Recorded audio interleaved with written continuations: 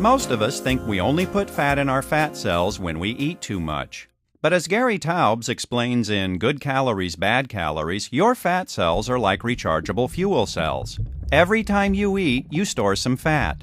In between meals, fat comes out of your fat cells to provide the fuel for your muscles and organs. If you're naturally thin, it's because you have efficient fat cells. Fat goes in quickly and it comes out easily. Your body doesn't need much fat because the little bit of fat you do have is a reliable source of fuel. If you're predisposed to be fat, it's because you have greedy fat cells. When you eat, you tend to store calories as fat instead of burning them. And when your other tissues need those calories, the fat comes out slowly if it comes out at all. What are they doing? Did one of you guys forget to pay the food bill? Are you going to eat all that? The end user of food that we eat are our individual cells. And it doesn't matter if it goes in our mouth. If it doesn't get to those cells, we starve. We starve at the cellular level. And so you do exactly what your body is telling you to do. Come on, eat something. A steak, will ya? You eat more. In other words, you're not getting fat because you're eating more. You're eating more because you're getting fat. Most of us weren't born with greedy fat cells, but we can certainly make them that way. When you eat too many carbohydrates, you raise your blood sugar. Since high blood sugar is toxic, your body releases insulin to bring it down.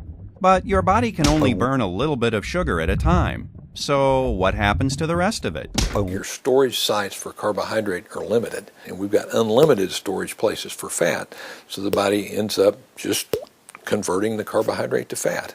And after bringing down your blood sugar, insulin does its other job. It tells your body to store fat. When you have a healthy metabolism, it only takes a little bit of insulin to bring your blood sugar down, and then everything goes back to normal. But over time, that can change. Cells can become resistant to the effects of insulin. In essence, when that happens, insulin's talking, but the cells just aren't listening.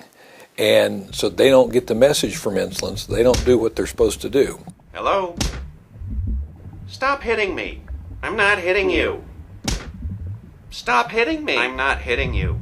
And so your body does what it has to do. It starts producing more insulin. You finally reach the point to where your insulin's high just to keep your sugar normal, even if you're not eating any sugar. And then when that happens, then it's starting to drive stuff into the fat cell, and then you've reached this point where all of a sudden, bam, you get fat. Fat head, yeah.